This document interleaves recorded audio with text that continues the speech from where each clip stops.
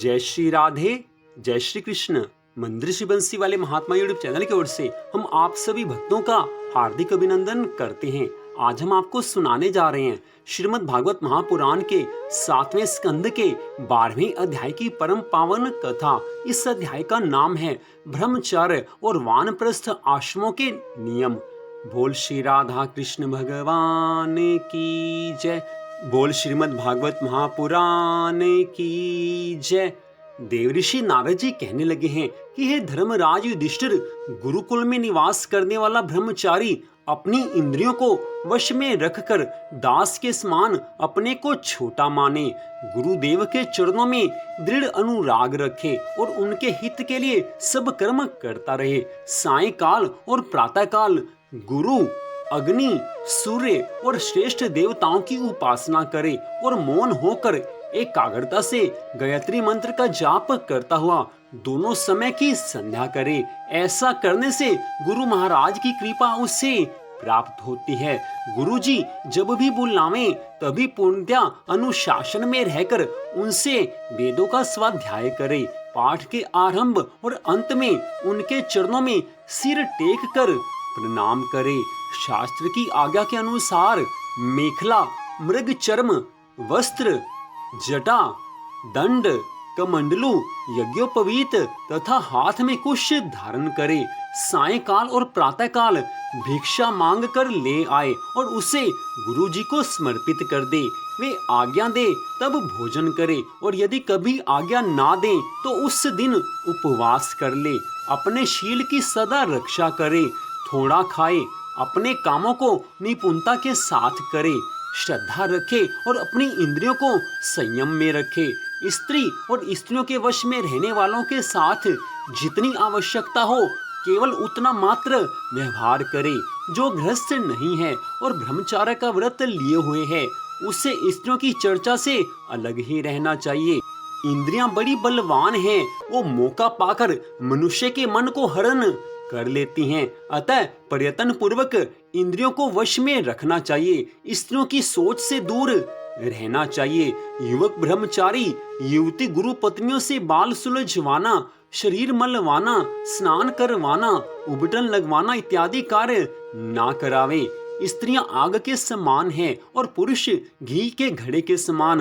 एकांत में तो अपनी कन्या के साथ भी नहीं रहना चाहिए। जब वह एकांत में हो तब भी आवश्यकता के अनुसार ही उसके पास रहना चाहिए।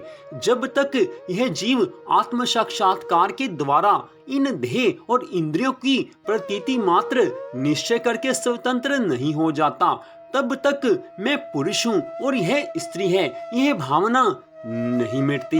अतः तब तक यह निश्चित अपने मन में धारण करके रखे कि स्त्री के संग में नहीं रहना है। अगर मनुष्य स्त्री के आसपास भी रहेगा तो उसके मन में भोग्य बुद्धि आ सकती है।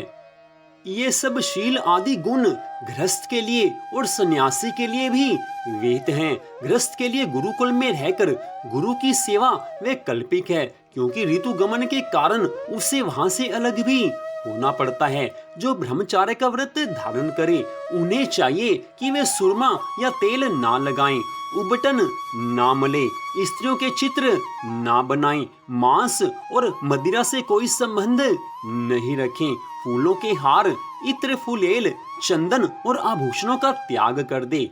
इस प्रकार गुरुकुल में निवास करके द्विजाति को अपनी शक्ति और आवश्यकता के अनुसार वेद, उनके अंग, शिक्षा, कल्प आदि और उपनिषदों का अध्ययन तथा ज्ञान प्राप्त करना चाहिए। फिर यदि सामर्थ्य हो तो गुरु को मुंह मांगी दक्षिणा देनी चाहिए। इसके बाद उनकी आज्ञा से गृहस्थ, वानप्रस्थ अथवा संन्यास आश्रम में प्रवेश करें या आजीवन ब्रह्मचर्य का पालन करते हुए उसी आश्रम में रहें। यद्यपि भगवान स्वरूपतः सर्वत्र एक रस स्थित हैं, अतएव उनका कहीं प्रवेश करना या निकलना नहीं हो सकता। फिर भी अग्नि, गुरु, आत्मा और समस्त प्राणियों में अपने आश्रित जीवों के साथ वे विशेष रूप से विराजमान हैं। इसलिए उन पर सदा दृष्टि जमी रहनी चाहिए। इस प्रकार आचरण करने वाला ब्रह्मचारी, वानप्रस्थ, सन्यासी अथवा गृहस्थ वे ज्ञान संपन्न होकर पर ब्रह्म तत्व का अनुभव प्राप्त कर लेता है। जो इन नियमों का पालन करता है उसके ऊपर भगवान की और सदगुरु देव महाराज की कृपा होती है। हे धर्मराज युधिष्ठिर, ब्रह्मचर्य का व्रत का पालन करना बड़ा आवश्यक है। ब्रह्मचर्य के व्रत के पालन करने से भगवान की मनुष्य पर कृपा होती है। मनुष्य अगर ब्रह्मचर्य के व्रत का ठीक से पालन करता है तो उसके ज्ञान में वृद्धि होती है, उसकी इंद्रिय शक्ति में वृद्धि होती है, उसकी इंद्रियां कभी भी फिर पाप कर्म में नहीं लगती और उसका मन भगवान के चिंतन में सदा लीन रहता है। हे राजन, अब मैं ऋषियों के मतानुसार वानप्रस्थ आश्रम के नियम बतलाता हूँ। इनका आचरण करने से वानप्रस्थ आश्रमी को अनायास ही ऋषियों के लोक महरलोक की प्राप्ति हो जाती है। वानप्रस्थ आश्रमी को जोती हुई भूमि में उत्पन्न होने वाले चावल, गेहूं आदि अन्न नहीं खाने चाहिए। बिना जोते पैदा हुआ अन्न भी यदि असमय में पका हो तो उसे भी नहीं खाना चाहिए। आग से पकाया हुआ या कच्चा अन्न भी ना खाए। केवल सूर्य के ताप से पके हुए कंद, मूल, फल आदि का ही सेवन करें। जंगलों में अपने आप पैदा हुए धान्यों से नित्य नैमित्तिक चरु और पुरोडाश का हवन करें। जब नए नए अन्न, फल, फूल आदि मिलने लगे तब पहले के इकट्ठे किए हुए अन्न का परित्याग कर दे। अग्निहोत्र की अग्नि की रक्षा के लिए ही घर, पर्णकुटी अथवा पहाड़ की गुफा का आश्रय ले। स्वयं शीत, वायु, अग्नि, वर्षा और घाम का सहन करे। सिर पर जटा धारण करे और केश, रोम, नख और दाढ़ी मूछ ना कटवाएं तथा मैल को भी शरीर से अलग ना करे। कमंडलू, मृग चर्म, दंड, वल्कल वस्त्र और अग्निहोत्र की सामग्रियों को अपने पास रखें। विचारवान पुरुष को चाहिए कि 12, 8, 4, 2 या 1 वर्ष तक वानप्रस्थ आश्रम के नियमों का पालन करें। ध्यान रहे कि कहीं अधिक तपस्या का क्लेश सहन करने से बुद्धि बिगड़ न जाए। वानप्रस्थी पुरुष जब रोग अथवा बुढ़ापे के कारण अपने कर्म को पूरा ना कर सके और वेदांत विचार करने की भी सामर्थ्य ना रहे तब उसे अनशन आदि व्रत करने चाहिए। अनशन के पूर्व ही वह अपने आहवनीय आदि अग्नियों को अपनी आत्मा में लीन कर ले। मैंपन और मेरेपन का त्याग करके शरीर को उसके कारणभूत तत्वों में यथा योग्य भली भांति लीन करे। जितेंद्रिय पुरुष अपने शरीर के छिद्राकाशों को आकाश में, प्राणों को वायु में, गर्मी को अग्नि में, रक्त, कफ, पीप आदि जलीय तत्वों को जल में और हड्डी आदि ठोस वस्तुओं को पृथ्वी में लीन करे। इसी प्रकार वाणी और उसके कर्म भाषण को उसके अधिष्ठात्र देवता अग्नि में, हाथ और उसके द्वारा होने वाले कला कौशल को इंद्र में, चरण और उसकी गति को काल स्वरूप विष्णु में, रति और उपस्थ को प्रजापति में और पायु और मलोत्सर्ग को उनके आशय के अनुसार मृत्यु में लीन कर दे। श्रोत्र और उसके द्वारा सुने जाने वाले शब्द को दिशाओं में, स्पर्श और त्वचा को वायु में, नेत्र सहित रूप को ज्योति में, मधुर आदि रस के सहित रसनेन्द्रिय को जल में और हे युधिष्ठिर, घ्राणेन्द्रिय और उसके द्वारा सूंघे जाने वाले गंध को पृथ्वी में लीन कर दे। मनोरथों के साथ मन को चंद्रमा में, समझ में आने वाले पदार्थों के सहित बुद्धि को ब्रह्मा में तथा अहंता और ममता रूप क्रिया करने वाले अहंकार को उसके कर्मों के साथ रुद्र में लीन कर दे। इसी प्रकार चेतना सहित चित्त को क्षेत्रज्ञ जीव में और गुणों के कारण विकारी से प्रतीत होने वाले जीव को पर ब्रह्म में लीन कर दे। साथ ही पृथ्वी का जल में, जल का अग्नि में, अग्नि का वायु में, वायु का आकाश में, आकाश का अहंकार में, अहंकार का महतत्व में, महतत्व का अव्यक्त में और अव्यक्त का अविनाशी परमात्मा में लय कर दे। इस प्रकार अविनाशी परमात्मा के रूप में अविशिष्ट जो चिद वस्तु है वह आत्मा है, वह मैं हूँ, यह जानकर अद्वितीय भाव में स्थित हो जाए। जैसे अपने आर्षे काष्ठ आदि के भस्म हो जाने पर अग्नि शांत होकर अपने स्वरूप में स्थित हो जाता है, वैसे ही वह भी उपरत हो जाए।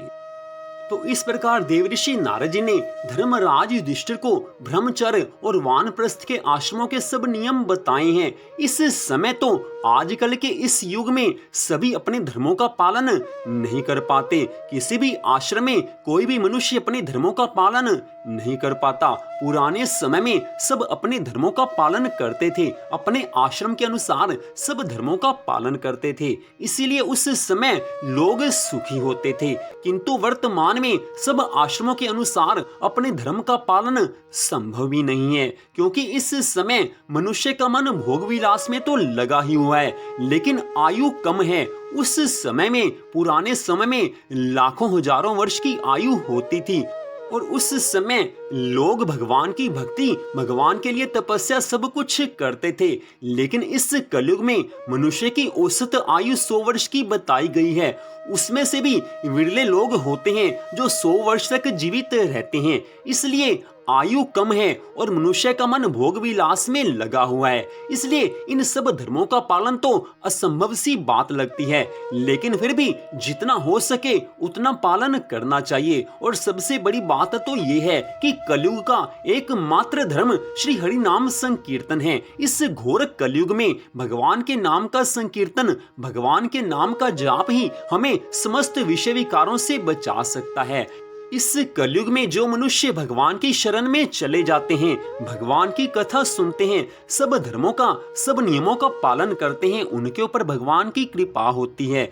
आज के समय में मानव धर्म का पालन नहीं हो पा रहा, वर्ण धर्म का पालन भी नहीं हो पा रहा, स्त्रियां भी अपने धर्म के ऊपर नहीं चलती हैं। विशेष रूप से बात यह है कि कोई भी अपने वर्णाश्रम धर्म के अनुसार सब धर्मों का पालन नहीं करता, किंतु भगवान की भक्ति सभी कर सकते हैं। जो भगवान की भक्ति करता है उसके सभी पाप कर्मों को भगवान क्षमा कर देते हैं। आगे जाकर उससे पाप कर्म होने अपने आप बंद हो जाते हैं। जिसका मन भगवान की भक्ति में लीन हो जाता है उसके पुराने समय के पापों को भगवान धीरे धीरे नष्ट करते रहते हैं। लेकिन जैसे ही उसका मन भगवान के चरणों में पूरी तरह से लीन हो जाता है, उसे भगवान की कृपा का अनुभव हो जाता है। उस समय वो मनुष्य, वो भक्त अपने आप ही सब पाप कर्मों से अलग हो जाता है, क्योंकि जिसका मन सच्ची भावना के साथ भगवान के चरणों में लग गया उसके अंदर पाप करने की शक्ति रह ही नहीं जाती। उसके मन से पाप की वासना सदा सदा के लिए नष्ट हो जाती है। आज के इस कलयुग में, जिसको हम घोर कलयुग कह देते हैं, लेकिन स्पष्ट बात है कि अभी घोर कलयुग नहीं आया है। हमारे हिंदू धर्म ग्रंथों के अनुसार कलयुग की एवरेज आयु, औसत आयु 4,32,000 साल की है। उसमें से अभी लगभग 5300 साल निकले हैं। अभी कलयुग की बड़ी लंबी आयु शेष बची हुई है, इसलिए इसे घोर कलयुग नहीं कहा जा सकता। लेकिन फिर भी जिस कलयुग में हम और आप जी रहे हैं, इस कलयुग में हम सब वर्णाश्रम धर्मों का पालन नहीं कर सकते, किंतु भगवान की भक्ति, भगवान के नामों का जाप, भगवान की कथा को सुनना, भगवान के मंदिर में जाकर भगवान जी के दर्शन करना, इन धर्मों का पालन तो हम सब कर ही सकते हैं। सबसे आसान उपाय भगवान को प्रसन्न करने का केवल एक ही है, भगवान के नाम का संकीर्तन, भगवान के नाम का जाप। और भगवान की कथा भी अगर साथ मनुष्य सुनता हो तो समझ लेना चाहिए कि भगवान की उस पर अनंत कृपा हुई है, क्योंकि बिना भगवान की कृपा के मनुष्य का मन कथा सुनने में लग ही नहीं सकता। लेकिन इसका अर्थ ये भी नहीं समझना चाहिए कि हमारे ऊपर भगवान की कृपा नहीं है। भगवान की कथा तो पहली बार मनुष्य स्वयं सुनता है, एक बार तो हमें कोशिश करनी पड़ती है। उसके पश्चात भगवान देखते हैं कि मेरे इस भक्त के मन में मेरी कथा के लिए प्रेम है। उसके बाद भगवान अपने आप सब प्रबंध करते हैं, अपने आप कथा सुनाने का सारा प्रबंध भगवान अपने आप करते हैं। सब कुछ भगवान के हाथ में है, इसलिए हमें सदा भगवान की भक्ति करते हुए भगवान के चरणों में सदा लीन रहना चाहिए।